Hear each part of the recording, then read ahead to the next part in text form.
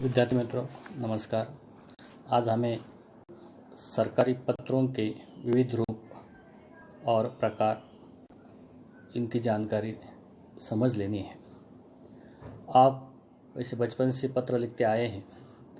पत्र लेखन एक मनुष्य का महत्वपूर्ण कौशल होता है। पत्र के द्वारा मनुष्य अपनी आत्मानुभूति, अनुभव तथा ज्ञान को अभिव्यक्त करता है।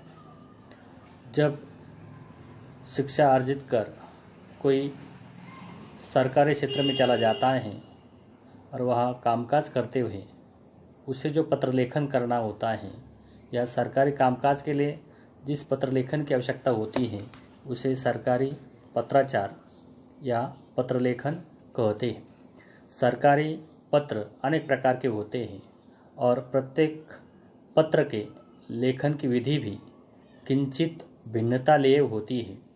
एक सरकारी पत्र में अधिकतम निम्न सोपान होते हैं, यानी पहले शीर्षक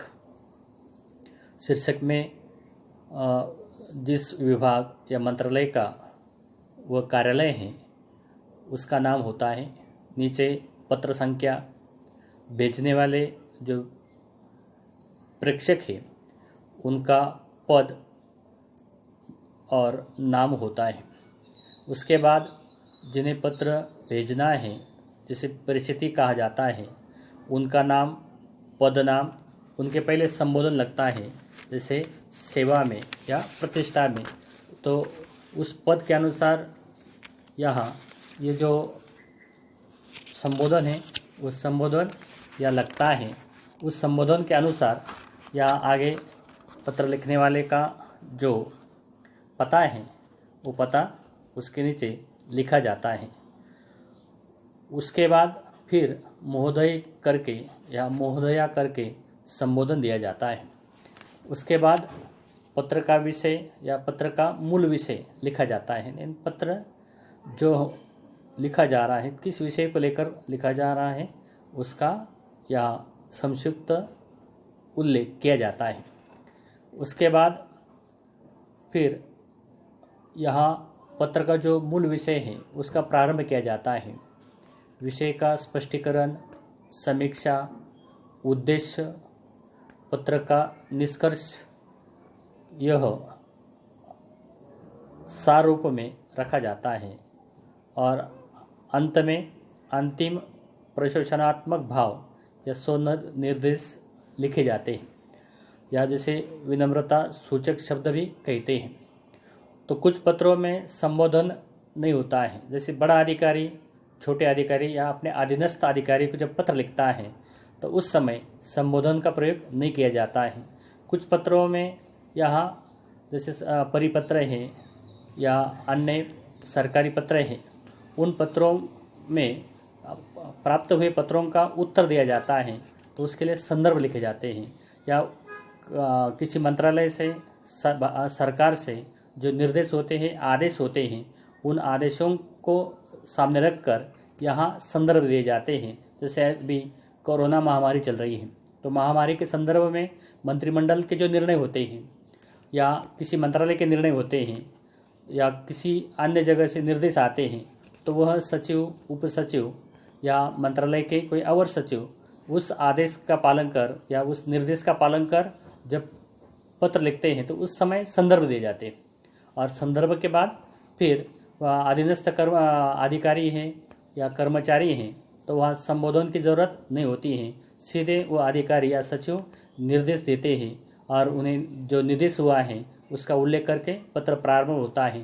तो ऐसे पत्र का मूल विषय या प्रारंभ होकर धीरे धीरे उस विषय का स्पष्टीकरण या जो कुछ जानकारी प्राप्त हुई है या जो कुछ निर्णय हुआ है, जो कुछ निर्देश देने हैं, तो उसकी समीक्षा या उसके उद्देश्य, यानी किसी विषय के बारे में उद्देश्य हैं, किसी प्रयोजन से वो लिखा जा रहा है तो उस प्रयोजन को वह स्पष्ट किया जाता है।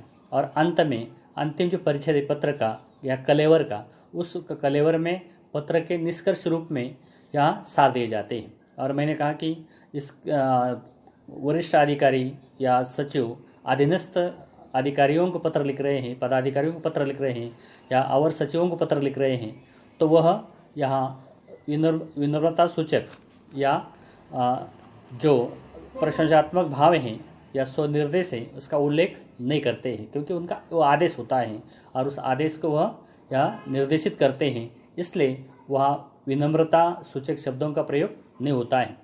उसके बाद बहुधीय करके या वरिष्ठ अधिकारी या सचिव हैं तो वह सीधे हस्ताक्षर कर देते हैं और उनका नीचे पदनाम होता है। कुछ पत्रों में यहाँ पृष्ठांकन आवश्यक हो तो दिया जाता है, यानी मूल पत्र हैं तो मूल पत्र के संदर्भ में जो जानकारी है उसके लिए यहाँ पृष्ठांकन दिया जाता है। और इसी के साथ कोई संदर्भ देने हैं या अन्य कोई जानकारी उन पत्र के साथ संलग्न करनी है तो उसके लिए पत्र सूची संलग्न की जाती है या प्रतिलिपि के रूप में या लिखा जाता है कि यह पत्र कहाँ या किस कार्यालय, किस मंत्रालय, किन राज्यों भेजे जा रहे हैं तो उसका उल्लेख या किया जाता है। ऐसे संलग्न रूप में कभी प्रतिलिपियाँ होती हैं, कभी अन्य जो संदर्भ पत्र हैं उन संदर्भ पत्रों की सूची दी जाती है। तो इस दृष्टि से यह जो सरकारी पत्र लेखन है ये सरकारी पत्र लेखन के ये अंग निर्धारित किए जाते हैं।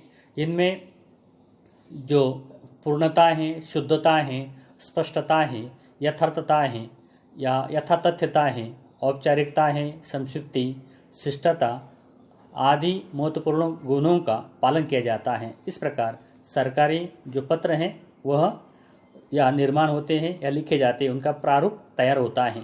तो इस प्रकार सरकारी पत्र